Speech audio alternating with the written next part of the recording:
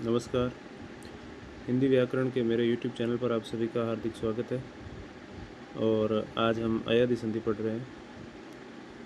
संधि के इस क्रम में हमने दीर्घ गुण वृद्धि और यण संधि तक पढ़ लिया था। उससे आगे हम आज पढ़ते हैं। देखिए, अयादि संधि में जो नियम होते हैं वो कुछ इस तरह हैं कि वैसे असमान स्वर ही होंगे। जैसे हमने मान लीजिए कि यण संधि से आगे चलते हैं, तो यण में ये नियम थे, ई या ई के साथ अन्य स्वर, फिर उ के साथ अन्य स्वर, और फिर था री के साथ अन्य स्वर। और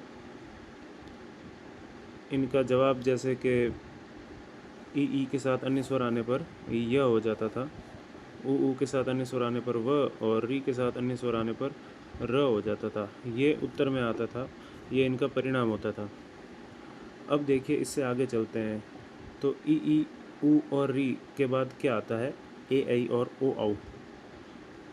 तो अयादि संधि में भी यही होगा। यहाँ लिख देते हैं अयादि। अब अयादि का पहला नियम है ए, फिर दूसरा है ऐ, फिर है ओ, और फिर है औ। ए के साथ अन्य स्वर, ऐ के साथ अन्य स्वर, और इसी तरह ओ और औ के साथ भी अन्य स्वर। देखिए, अब सभी क्रमिक रूप से चल रहा है। इससे पहले यण संधि में ई उ री आ गया। अब ए ऐ ओ औ ये अलग से, इनको अलग से पढ़ेंगे। मतलब कि ऐसा नहीं है कि ए या ऐ ओ या औ, ऐसा नहीं है। अयादि का नियम ये है कि ए का फल अलग होता है, ऐ का फल अलग होता है, उसी तरह ओ का अलग, औ का अलग। तो ए के साथ अन्य स्वर आने पर अय की ध्वनि प्रकट होगी, ए के साथ अन्य स्वर आने पर आय की ध्वनि प्रकट होगी, अय आय। ओ के साथ अन्य स्वर आने पर अव की ध्वनि प्रकट होगी, और औ के साथ अन्य स्वर आने पर आव की ध्वनि उस शब्द में आएगी जब हम संधि करेंगे। तो ये अयादि संधि के नियम है। ए ऐ ओ औ इनके साथ अन्य स्वर आने पर क्रमशः अय आय अव आव, ये हमें उत्तर में मिलेगा, जवाब में मिलेगा। अब इसको याद रखने का एक बड़ा ही सिंपल सा फॉर्मूला है, अय आय अव आव। बस इसको दोहराते रहिए, अय आय अव आव, अय आय अव आव, ए ऐ ओ औ, अय आय अव आव, ए ऐ ओ औ। ठीक है। तो अब हम सबसे पहला नियम इसका पढ़ते हैं और अयादि संधि पढ़ना शुरू करते हैं। ए के साथ अन्य स्वर बराबर अय की ध्वनि। अब देखिए, जैसे कि एक उदाहरण द्वारा ये समझते हैं कि अय की ध्वनि कैसे आएगी। हाँ, उससे पहले ए का तो बन जाएगा अय, और इस य में जो ये अन्य स्वर होगा उसकी मात्रा लग जाएगी, यानी अन्य स्वर की मात्रा य में लग जाएगी। जैसे हमने इससे पहले पढ़ा था यण संधि, तो यण संधि में भी यही होता था, ई का य बनता था और य से आगे जो भी, जैसे अ है तो वो य में मिल जाता था और पूरा य बन जाता था। उसी तरह मान लीजिए यहाँ आ होता तो या हो जाता। अयादि संधि में भी यही नियम है कि ए के साथ अन्य स्वर मिलकर अय का निर्माण करते हैं, और अय के बाद में जो भी स्वर होगा ये वाला, यहाँ पर उसकी मात्रा इस य में लग जाएगी। जैसे मान लीजिए ये अन्य स्वर ई है, तो अय का अयी हो जाएगा। समझे आप? मान लीजिए प्लस से पहले ए लिखा हुआ है और बाद में अन्य स्वर, कोई भी अन्य स्वर, ए के अलावा कुछ भी आ सकता है। ए के अलावा मान लीजिए ऊ लिखा हुआ है, तो उत्तर बनेगा अयु, बड़ा ऊ, अयु। उत्तर क्या बनेगा? अयु। अगर यहाँ पर मान लीजिए अन्य स्वर आ है, मान लीजिए अन्य स्वर आ है, तो उत्तर में आएगा हमारे अ या। ठीक है, और ठीक इसी तरह सबके साथ यही होगा, अब आव अय आय, सबके साथ जो अन्य स्वर है उसकी मात्रा इनमें लग जाएगी। तो हम पहला उदाहरण देखते हैं। एक शब्द है शे प्लस अन। तो यहाँ पर देखिए इसको अलग अलग करके लिखते हैं। श में ए की मात्रा, ए के बाद अ के बाद न में अ की मात्रा। संधि करनी है इस ए और इस अ में, क्योंकि यहाँ पर ए के बाद अन्य स्वर आ गया अ। अन्य स्वर का अर्थ भी यही होता है कि प्लस से पहले वाला ना हो, कोई भी अन्य हो, वो अन्य स्वर, उसके अलावा ए के अलावा कोई भी स्वर। तो अ ए के अलावा ही है, ए से मिलता जुलता भी नहीं है, डेफिनेटली अन्य स्वर है।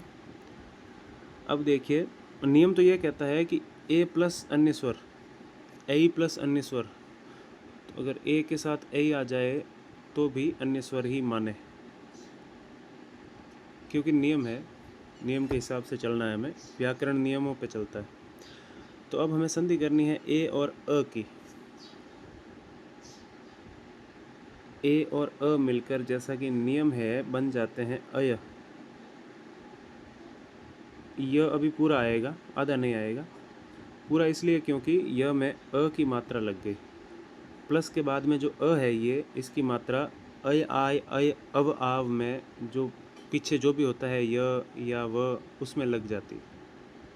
तो यहाँ पर भी य में अ की मात्रा लग गई और हो गया। अच्छा अब बताइए कि इसको कैसे लिखेंगे। अब जैसे पीछे ये न प्लस अ बचा है तो ये पूरा न हो जाएगा, ठीक है। और पहले ये आधा श बचा हुआ है क्योंकि नीचे हलंत है। आधे श के बाद क्या है अ, तो श में अ की मात्रा लग जाएगी और ये हो जाएगा पूरा श। अब शब्द क्या बचा हमारे पास, शयन। तो शयन। अब देखिए शयन में श के बाद अय की ध्वनि आती है, शय। ये अयु नहीं लिखा, अय लिखा है, हलंत लगाया मैंने इसके नीचे। तो शयन में अय की ध्वनि आने के कारण इसको हम पहचान सकते हैं कि अयादि संधि है। जहाँ पर भी अय आय अब और आव की ध्वनि सुनाई दे वहाँ पर अयादि संधि है, और जहाँ भी ए ऐ ओ औ के बाद अन्य स्वर आए वहाँ अयादि संधि है। अब देखिए एक और शब्द है उदय प्लस अ। तो द में ए की मात्रा, ए के बाद अ, अन्य स्वर। तो अन्य स्वर यानी कि ए और अ अन्य स्वर है, ये मिलकर बन जाएगा अय। य में, इस य में अ की मात्रा लगी क्योंकि अन्य स्वर कौन सा है अ। द के बाद बचा अ और य, तो द हो गया अब पूरा, क्योंकि हमने द में से ए की मात्रा को निकाला था तब ये आधा हो गया था, लेकिन संधि करने के बाद अय बचा तो अय का अ द में लग जाएगा और ये उ वापस आ जाएगा। अब शब्द बचा उदय। अब उदय में भी द के बाद अय का जो साउंड है वो आ रहा है, अय की ध्वनि आ रही है, उदय अय। अब अगला उदाहरण देखिए। अगला उदाहरण अपने है विले प्लस अ। विले प्लस अ। अब देखिए जो इसमें से ए की मात्रा निकाली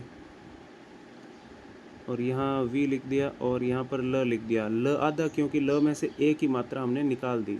इसको यहाँ से काट देते हैं, इसको यहाँ से काट कर यहाँ लिख देते हैं। अब बताइए ए और अ मिलकर क्या बनेगा, अय बनेगा, अय।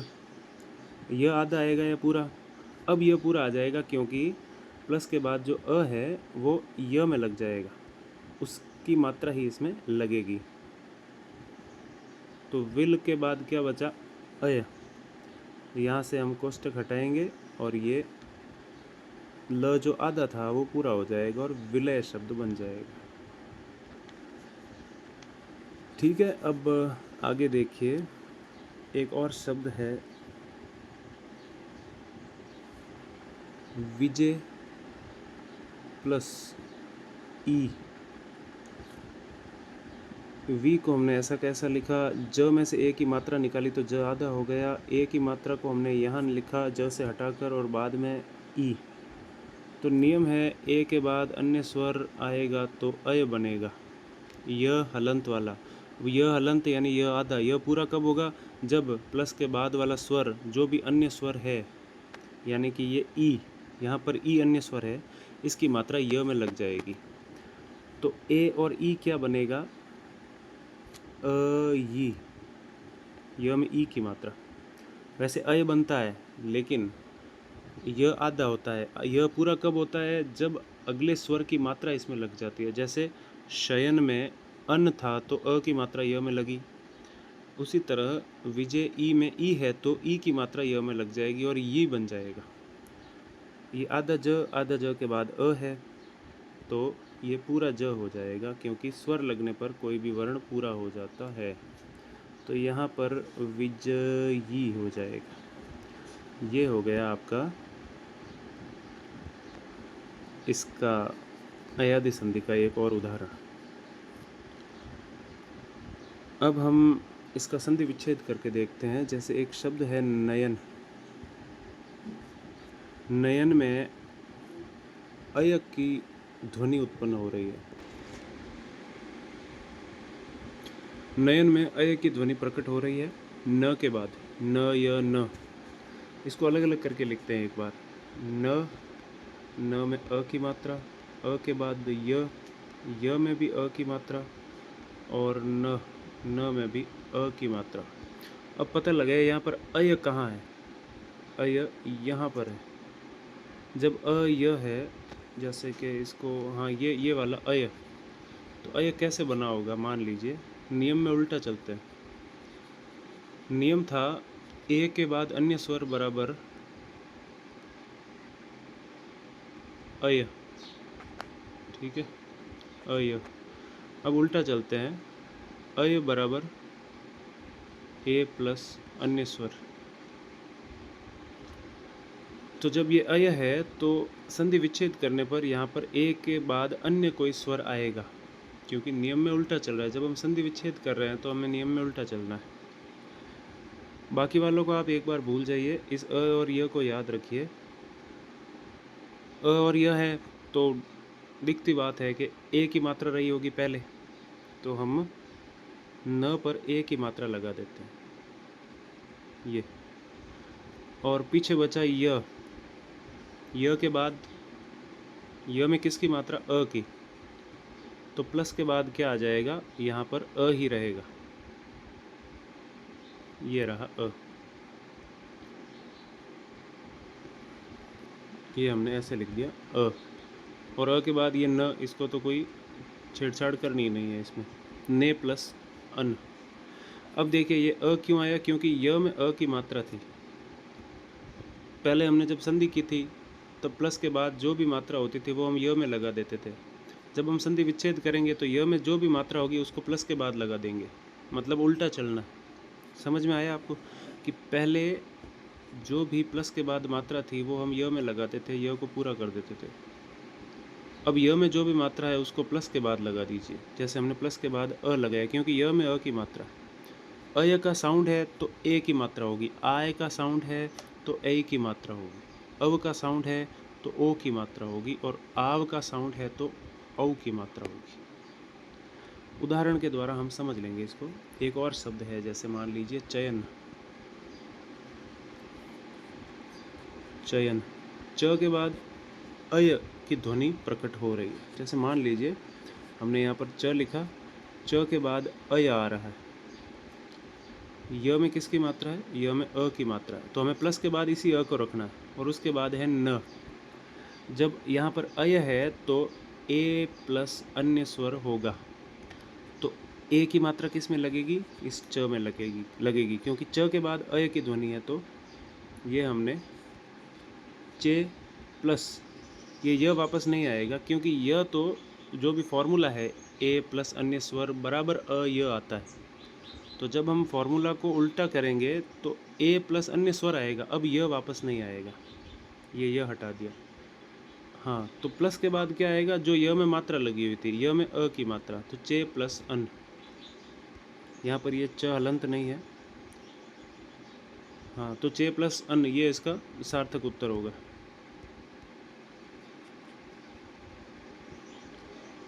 एक और शब्द है नयन, या नयन हमने पढ़ लिया शायद, चलिए कोई बात नहीं। विलय का संधि विच्छेद करके देखते हैं। विलय, तो देखिए वी तक ठीक है, ल के बाद अय की ध्वनि, और अय में से य में किसकी मात्रा? अ की मात्रा। तो जब अय की ध्वनि है तो हमें अय से पहले वाले वर्ण पर ए की मात्रा लगा देनी है। ये लगाई संधि विच्छेद करते समय, तो ये आधा नहीं रहा। अब अय भी हट गया, क्योंकि अय की ध्वनि है तो ए की मात्रा लग गई। अय की ध्वनि में से जो य था, य में किसकी मात्रा थी? अ की मात्रा थी। तो उस अ की मात्रा को हमने प्लस के बाद रख दिया। विलय प्लस अ, विलय। ठीक है, तो ये अयादि संधि का पहला उदाहरण था, और जितना मैं समझा सकता था उतना मैंने समझाने की कोशिश की। अगर कोई दिक्कत हो, पढ़ाने का तरीका थोड़ा अटपटा लगे, तो आप बेहिचक मुझे बोल सकते हैं, कोई दिक्कत नहीं। ठीक है, तो आज इस वीडियो को समाप्त करते हैं। अगले वीडियो में हम अगला नियम पढ़ेंगे। ऐ के साथ अन्य स्वर बराबर आय। ठीक है, आप सभी का बहुत बहुत धन्यवाद। आप अपनी पढ़ाई करें।